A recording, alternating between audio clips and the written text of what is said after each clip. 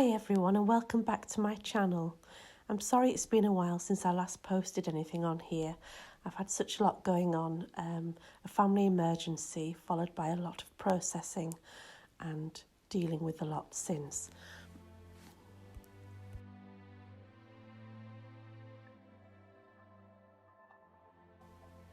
Anyway, welcome back, and to any new subscribers or anybody that's watching for the first time, welcome. My name is Caroline and I live on the east coast of Yorkshire in a little seaside town, and I love everything to do with homesteading, growing my own vegetables. One day I would love to be self-sufficient, me and my husband and daughter to be self-sufficient, but we'll see, one step at a time. I also have two other lovely children, but they're grown up now and have homes of their own and families of their own. Today, because it's been quite a hard time, quite difficult in lots of different ways, I decided to do some baking. The first thing that I make is some gluten-free flapjacks. It's a very simple recipe. I think it's in the Becky Excell gluten-free baking book. She's really good, and you can follow her on Instagram for some really good recipes. She does a really good sausage roll one, just using gluten-free sausages and the gluten-free pastry that you can buy to make things that taste just like couplins by the time you're finished with them. So the thing that I do with when I'm making flapjacks is I take out the golden syrup, excuse me, and I tend to use honey instead, just because it's more natural and because you get a slightly chewier flapjack than if you use golden syrup. It doesn't quite crisp up in the same way. And this is just butter, honey, and of course the gluten-free oats, and baked for, I think it was about 15 to 20 minutes in the oven, and then just popped on my special pumpkin board. It's a really nice cosy treat, nice with a fancy coffee or a hot chocolate during these cooler months, even though it's not really that cool at the moment and it's just very, very damp and wet. So then I decided to make some cookies. I have done these ones before. They're the ones that I make with the chopped up cheap chocolate from the supermarket and the gluten-free flour.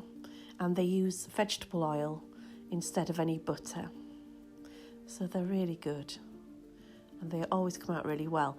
When you're actually trying to get the mixture together, as you'll see a bit later on, it can be quite tricky to hold them together, but they do bake together once they go in. This isn't my best baking that I've ever done, I must say. Just I had a lot on my mind, but it just gave me a bit of peace for a little while I was going through this difficult time. As you can see, I'm getting flour everywhere. Just happens sometimes. I'm not the neatest baker. I'm messy in most things in my life, but I do everything with love and with care in my own way.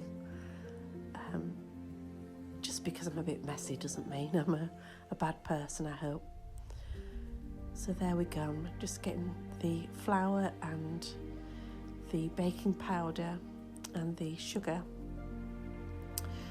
plus the xanthan gum into a bowl, and then this is the oil, the vegetable oil that I'm pouring in now. I think you can use sunflower oil as well, and it's just a matter of mixing it all together, popping the eggs in one of my favourite jugs. I love anything that's enamel. I don't know why, I just do.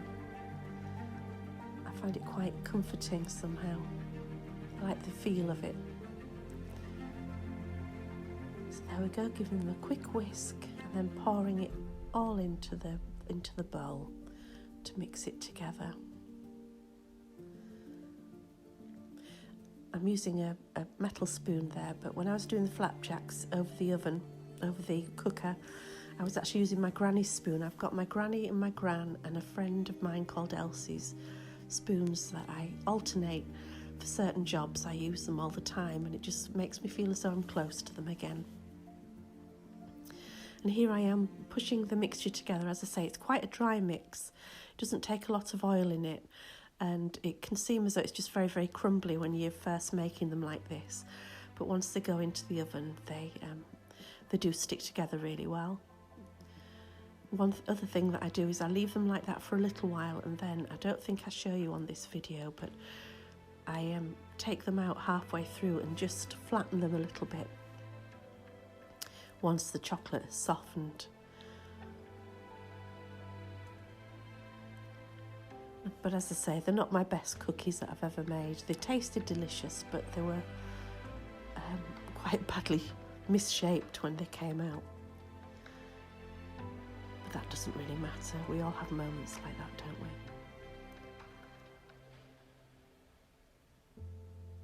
It still made it a mindful day. Sometimes that's just what you need, just to potter around the kitchen.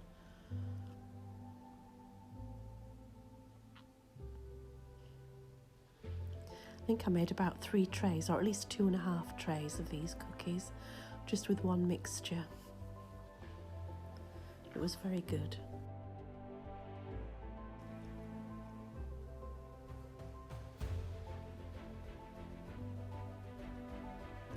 As you can see, it's just near Halloween. I've got my Good Witch top on.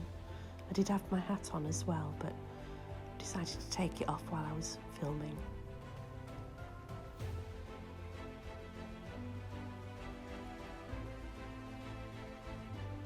Got a lot of concentration on my face.